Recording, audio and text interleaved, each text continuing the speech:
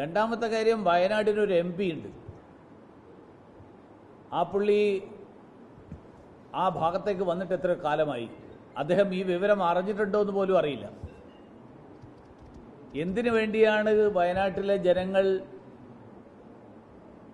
പാർലമെന്റിലേക്ക് ഒരാളെ തെരഞ്ഞെടുത്തിരിക്കുന്നത്? അത് ആ പ്രദേശത്തെ ജനങ്ങളുടെ പ്രശ്നങ്ങൾ നേരിടാനും അതിന് പരിഹാരം കണ്ടെത്താനുമാണ്. പക്ഷെ വയനാട് MPക്ക് ഇതിനൊന്നും സമയമില്ല, താല്പര്യമില്ല. ഇതൊന്നുമല്ല അദ്ദേഹത്തിൻ്റെ ശ്രദ്ധ. അദ്ദേഹത്തിൻ്റെ പാർട്ടിയും അദ്ദേഹത്തിൻ്റെ സഖ്യകക്ഷിയും ഭരിക്കുന്ന 2 സംസ്ഥാനങ്ങളുടെ അതിർത്തിയിലാണ് ഈ പ്രശ്നം. ഈ 2 സർക്കാരുകളും അദ്ദേഹത്തിന് വളരെ വേണ്ടപ്പെട്ട സർക്കാരുകളാണ്.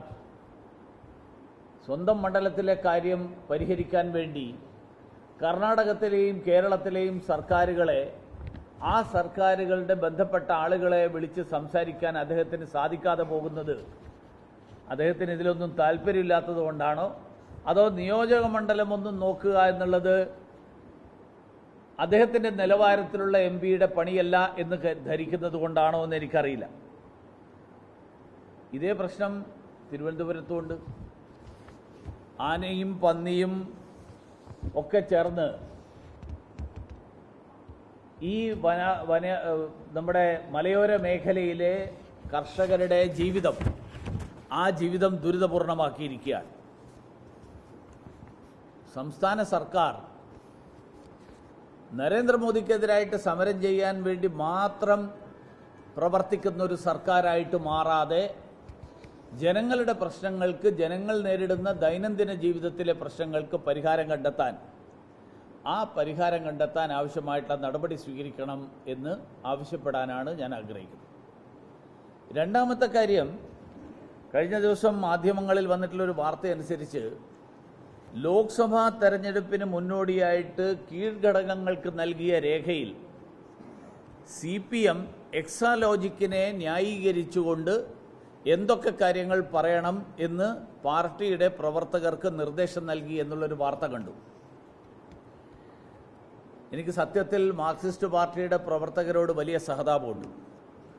കാരണം ഈ മനുഷ്യരാരും വിശ്വസിക്കാത്ത ഒരു വാദം, അങ്ങനെ ഒരു വാദം ക്യാപ്സ്യൂളായിട്ട് മുകളിൽ നിന്ന് ഇറങ്ങി വരുമ്പോൾ അതുമായിട്ട് വീട് കയറി ഇറങ്ങാൻ വിധിക്കപ്പെടുന്ന കേരളത്തിലെ മാർക്സിസ്റ്റ് പാർട്ടി പ്രവർത്തകർ സത്യത്തിൽ വലിയ സഹതാപം അർഹിക്കുന്നുണ്ട്. കാരണം അവർക്ക് തന്നെ അറിയാം ഇത് ആരോടും പറഞ്ഞാൽ വിശ്വസിക്കാത്ത കാര്യമാണെന്ന്. കാരണം മുഖ്യമന്ത്രി പറഞ്ഞത് 1.25 കോടിയുടെ കൈക്കൂലി വാങ്ങിയതിനെ സംബന്ധിച്ച് ഈ വാർത്ത പത്രങ്ങളിൽ വന്നപ്പോൾ നിയമസഭയിൽ കുഴൽനാടൻ ഈ പ്രശ്നം ഉന്നയിച്ചപ്പോൾ മുഖ്യമന്ത്രി പറഞ്ഞത് 2 കമ്പനികൾ തമ്മിലുള്ള കരാറാണെന്നാണ്. പക്ഷെ അത് ബന്ധപ്പെട്ട വകുപ്പുകൾക്കാർക്കും ബോധ്യമായില്ല. കാരണം കമ്പനികൾ തമ്മിലുള്ള കരാറാണെങ്കിൽ എന്ത് സേവനം നൽകിയതിനാണ് ഈ പണം വാങ്ങിയത് എന്ന് സേവനം നൽകിയ കമ്പനിയും, എന്ത് സേവനം കിട്ടിയതിനാണ് ഇത് കൊടുത്തത് എന്ന് കൊടുത്ത കമ്പനിയും പറയാൻ പറ്റണം. ഇവർക്ക് 2 പേർക്കും ഇത് പറയാൻ പറ്റിയിട്ടില്ല. ഇവർക്ക് 2 പേർക്കും പറയാൻ പറ്റാത്തത് കൊണ്ടാണ് SFIOയുടെ മുന്നിൽ ഈ അന്വേഷണം എത്തിയത്. SFIO നോട്ടീസ് കൊടുത്തു. SFIO ഈ കരിമണൽ കമ്പനിയിൽ പരിശോധന നടത്തി.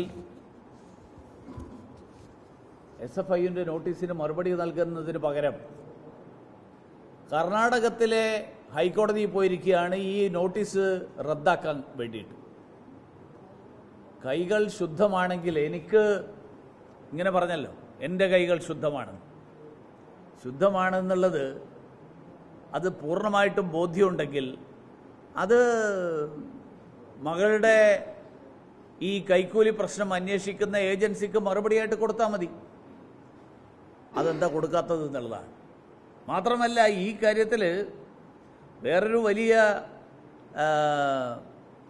വൈരുദ്ധ്യം, മാർക്സിസ്റ്റ് പാർട്ടിയുടെ നേതാവായിട്ടുള്ള മുഖ്യമന്ത്രിയുടെ മകൾ, ആ മകളുടെ പ്രശ്നത്തിൽ പാർട്ടി നേതാക്കന്മാർ പോയി വിശദീകരിക്കേണ്ട ഒരു സാഹചര്യം കഴിഞ്ഞ കാലങ്ങളിൽ മാർക്സിസ്റ്റ് പാർട്ടി എടുത്തിട്ടുള്ള നിലപാടുകളിൽ നിന്നുള്ള ഒരു വ്യത്യാസം, വ്യതിയാനം, ആ വ്യതിയാനത്തിന് കാരണം എന്താ? കാരണം ബിനീഷ് കോടിയേരിക്കെതിരായിട്ട് ഇതുപോലുള്ളൊരു ചില പ്രശ്നങ്ങൾ വന്നപ്പോൾ അന്ന് മാർക്സിസ്റ്റ് പാർട്ടി പറഞ്ഞത് നിയമത്തിൻ്റെ വഴിക്ക് പോകും.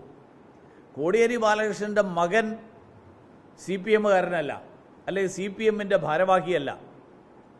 അതുകൊണ്ട് കോടിയേരി ബാലകൃഷ്ണനെതിരായിട്ട് ആരോപണം വന്നാലേ പാർട്ടിക്ക് ഇക്കാര്യത്തിൽ പറയേണ്ട ആവശ്യമുള്ളൂ. ഇവിടെ മുഖ്യമന്ത്രിയുടെ മകള് പോളിറ്റ് ബ്യൂറോ മെമ്പറാണോ, സെൻട്രൽ കമ്മിറ്റി മെമ്പറാണോ, ഏരിയ കമ്മിറ്റി മെമ്പറാണോ, ഏത് ഘടകത്തിൽ അവർ പ്രവർത്തിക്കുന്നത് എനിക്കറിയില്ല.